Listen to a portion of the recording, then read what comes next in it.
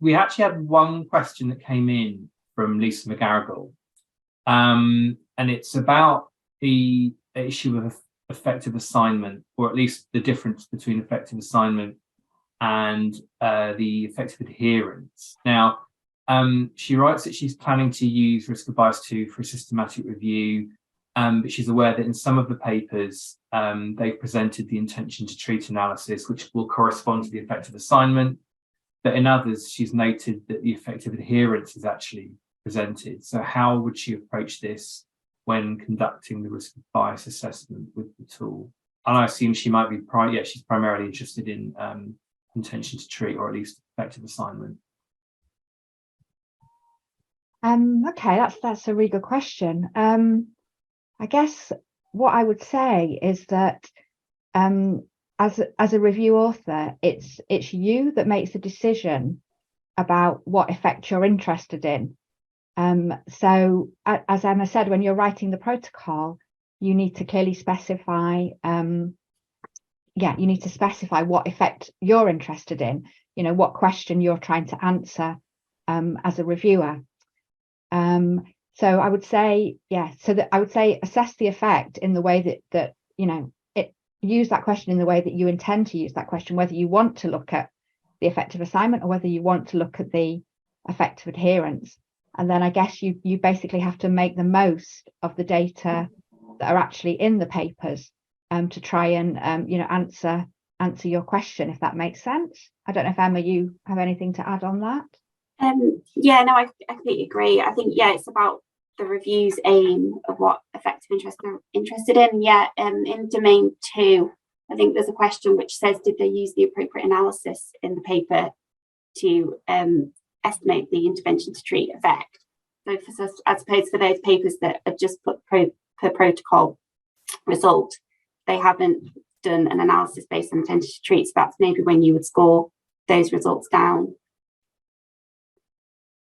Okay. I remember reading a while ago in the full guidance on the risk of bias.info, they have a hierarchy of different analyses and what you might do. So it might be worth looking at that. But I think definitely it absolutely comes out in that second domain. Thanks, Emma and Rachel, for answering that. So let's move to Alexandra, who's asked, do we need the study protocol to perform these assessments? Okay, that's another really good question. It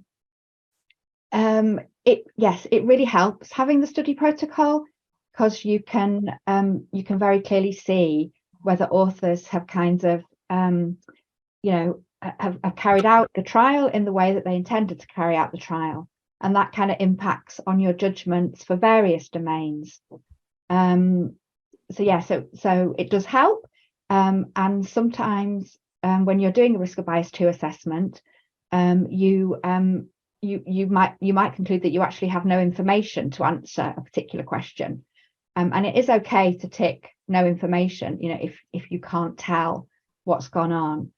I think domain 5 is particularly interesting when we're thinking about the study protocol, because when you're trying to assess whether the authors have selected results, then it's really useful to have the protocol to say these are the results that they planned to present, and you can judge that against what they actually did present.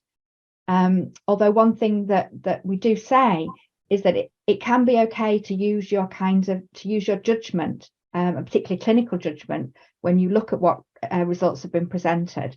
And if you conclude that the results that the authors present are the results that you would expect to see in a trial and that are important to clinicians, you don't necessarily have to have the study protocol to argue that the authors haven't selectively reported results, if that makes sense.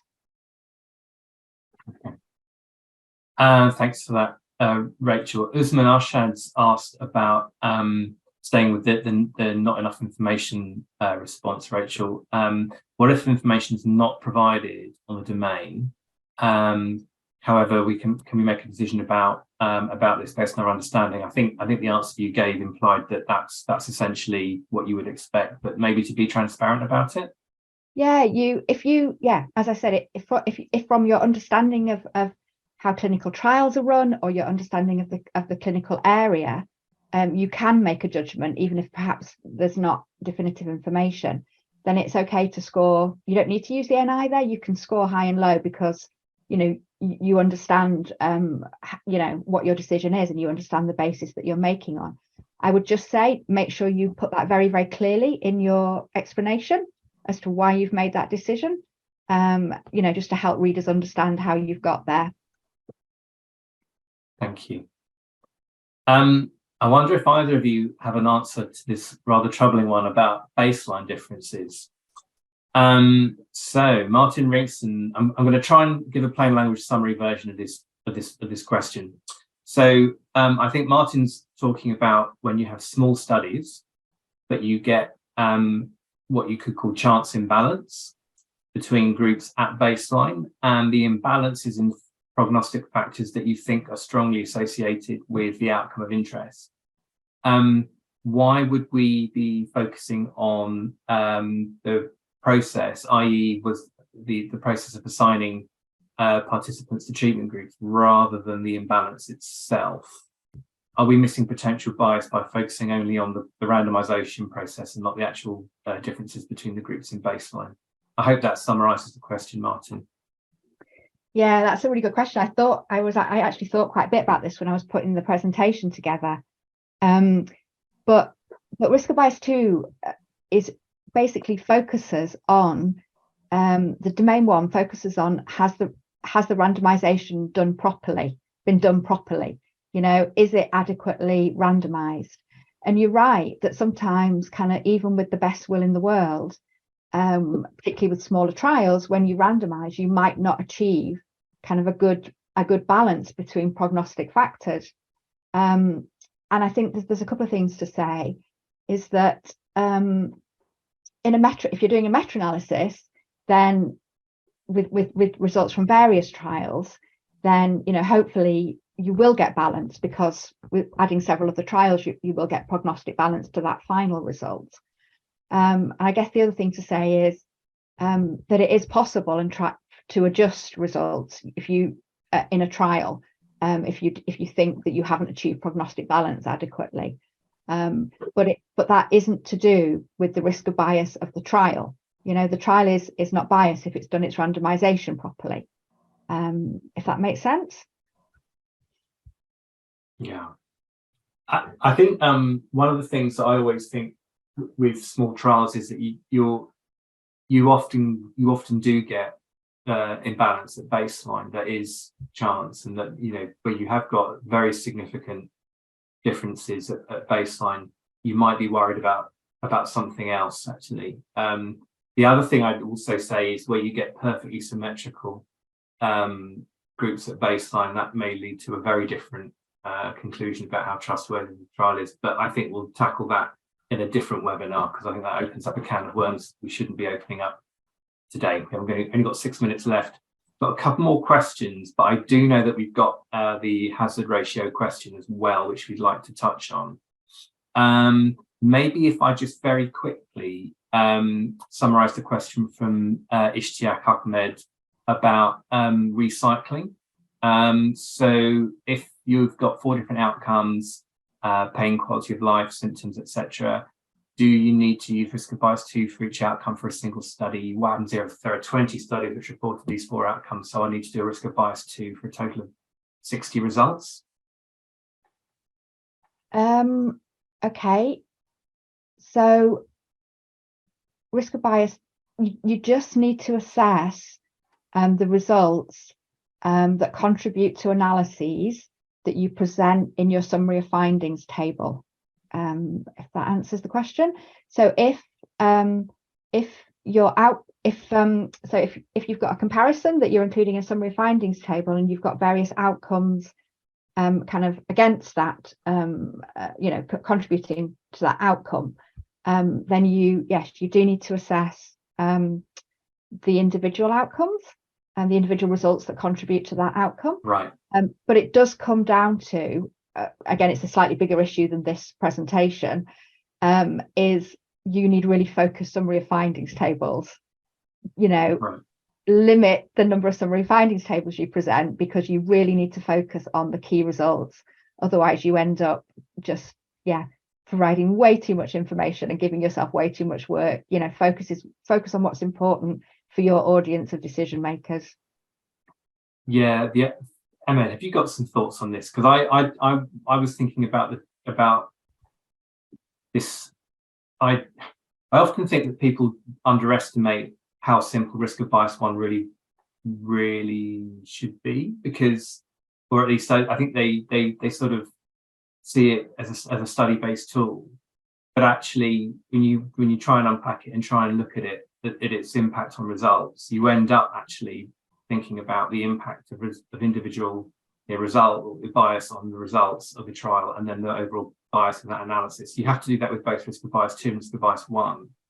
So I think although you would have to look at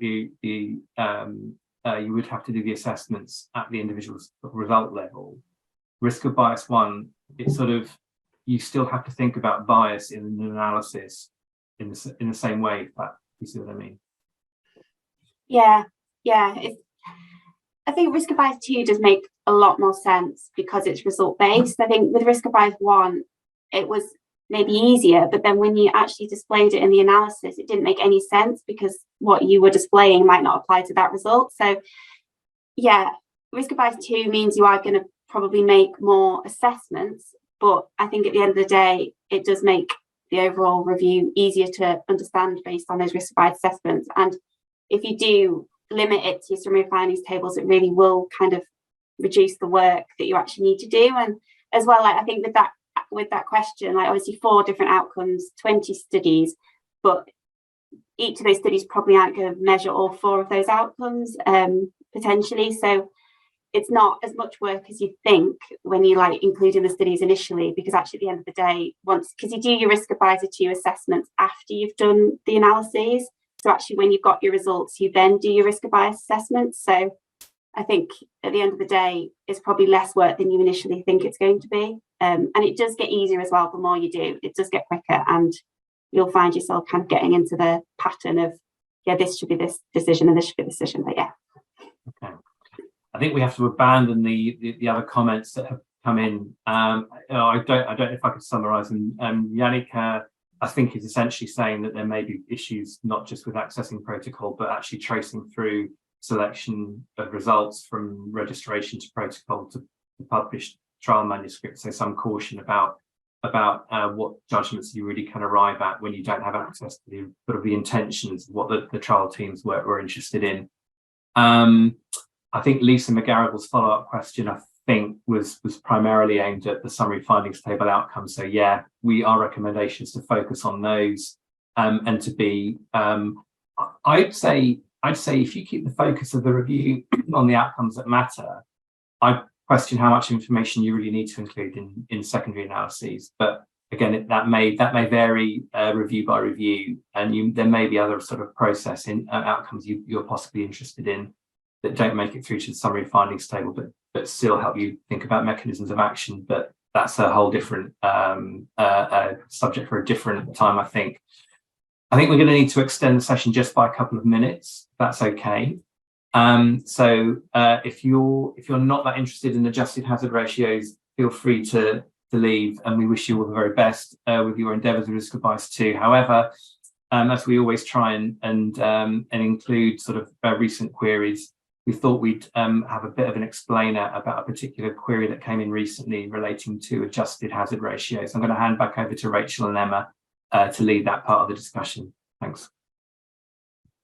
Thanks, Toby, and thanks for everyone who's staying with us for a little bit longer. We'll try to do this in just a few minutes. So we had a question from a review author about whether they should be using adjusted hazard ratios in analysis. They had some study papers which presented adjusted hazard ratios. So we've had quite a bit of discussion about this. I think we'll just give some general guidance just now about using adjusted estimates, and we will respond to the review author a bit more fully, kind of individually. So I'm going to hand over to want to up to the statistical editors in the method support unit, as Toby said, Sophia and Aphrodite. And I think, Sophia, if you could just talk for a couple of minutes about why we might use or might not use adjusted estimates of effects in a meta-analysis. Yes, sure. Hello all. So for time to events data, we usually use hazard ratio to our models or meta-analysis.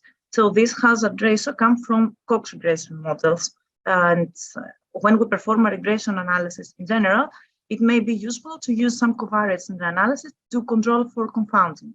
So confounders are variables whose presence may affect the actual relationship between the variables examined, which in our case are the outcome, the treatment effects, and the treatment groups. So when we have an RCT, a parallel RCT, where parallel randomization has been done, we expect that randomization will eliminate any confounding problems. And in this way, we may use the raw data or an adjusted effect estimate. However, there may be variants of RCTs, like the stratified randomization, or the cluster or crossover RCTs. So in such cases, for stratified randomization, for example, these are special cases, and we may need to adjust for stratified factors. And in this way, the adjustment would help even more to eliminate any confounding issues. So these are different adjustments than. There are many types of adjustments that can be done, and there are different adjustments that are required for cluster or crossover RCTs. But for the hazard ratios and the Cox regression models for stratified randomization, for example, caution is required on what is extracted from the included studies in the review, because we need the treatment effect estimates. So if adjustments have been conducted, we need to extract the treatment effect estimates. For example, otherwise there may be problems. For example, if we have a research question that refers to any age, but a specific study included, provides the treatment effect only for participants, adjusted for participants over a specific age, then this could be a problem. So we need to be careful with what is extracted from each study, what adjustments estimates. However, I need to point out that there are different adjustments that are required for cluster and crossover RCTs, and maybe I can help on this. Well, I think we're losing the sound a bit, Sophia. Are you? Sorry. Yes. Can you hear me now? Yeah, I can hear you now. Okay. So I was saying that for stratification, for stratified randomization and hazard ratios, the adjustment treatment effect should be extracted, and we should be very careful on that. Otherwise, there may be problems, and we may need to assess for indirectness. But we need to point out that for cluster or crossover RCTs, when these are included, different adjustments are required. Okay, that's great. Thanks, Sophia.